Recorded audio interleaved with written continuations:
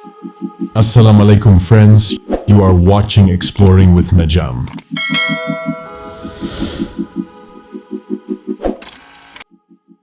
You must have heard of bus stations, railway stations, and powerhouses, right? Well, undoubtedly, you've also heard of the space station, commonly known as the International Space Station, ISS, which orbits 400 kilometers above our Earth. This is where astronauts reside and work continuously. Today, let's delve into the lives of these astronauts and explore how they spend their time aboard the ISS and the challenges they face. This video promises to be incredibly intriguing, so be sure to watch it until the end. And if you haven't subscribed to the channel yet, don't forget to hit that subscribe button. Let's dive into the video. So friends, now let's head towards the International Space Station, ISS, located 400 kilometers above the Earth's surface. This space station has been orbiting our planet continuously for the past 24 years. While it may appear tiny in size, it's actually as large as a football field and weighs around 420,000 kilograms, which is roughly equivalent to the weight of 300 cars. Now, you might be wondering how such a massive space station made its way to space, 400 kilometers above the Earth's surface. Well, the answer to that is, the International Space Station wasn't sent into space fully assembled. It was first launched in 1998, and initially, it looked quite different from what it does now. Over the course of 13 years, from 1998 to 2011, its parts were transported to space in stages and assembled piece by piece. Gradually, these parts were joined together in space to form the complete structure that we see today. The size of the space station, as large as a football field, is covered with solar panels. However, the part where astronauts reside resembles a house with approximately 6 bedrooms.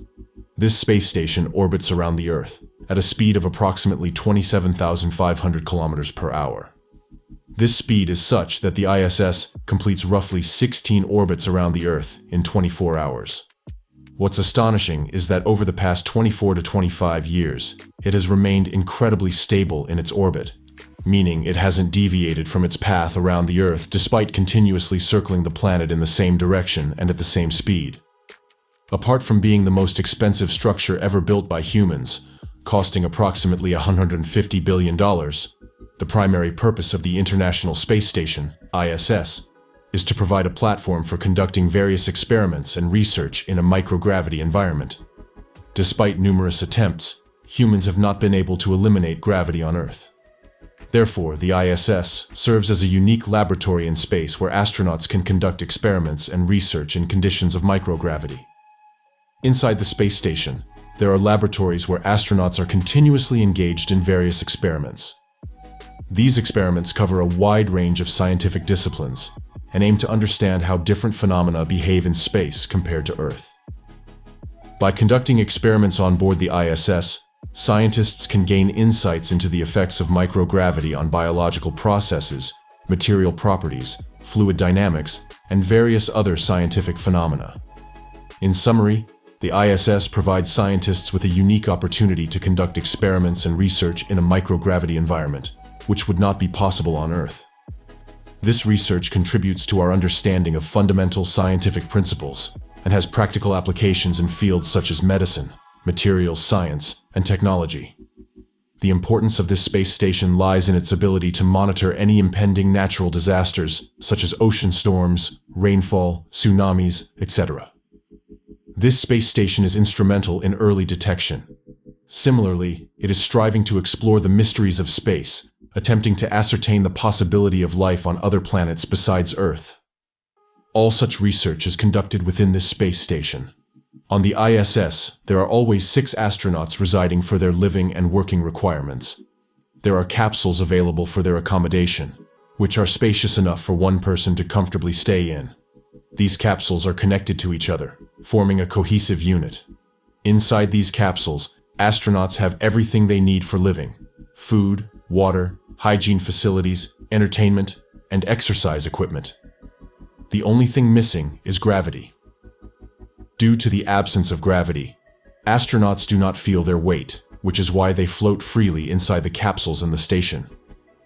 They don't experience the sensations of sitting or lying down, nor do they feel the need to.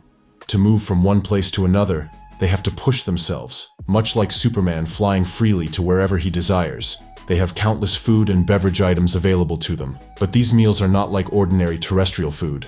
Instead, they are specially prepared, packaged meals that are sent from Earth. These meals are not prepared by chefs, but by food scientists, who are designated as NASA food scientists.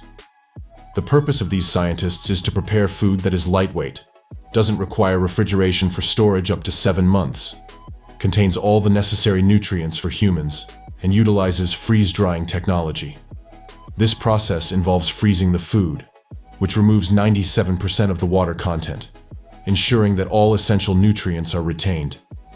After the food has been reduced to only 3% of its original weight, it is then tightly packed and sealed in an airtight container. It is then sent to the space station modules by NASA. After a safe journey of 48 hours, the food reaches the astronauts.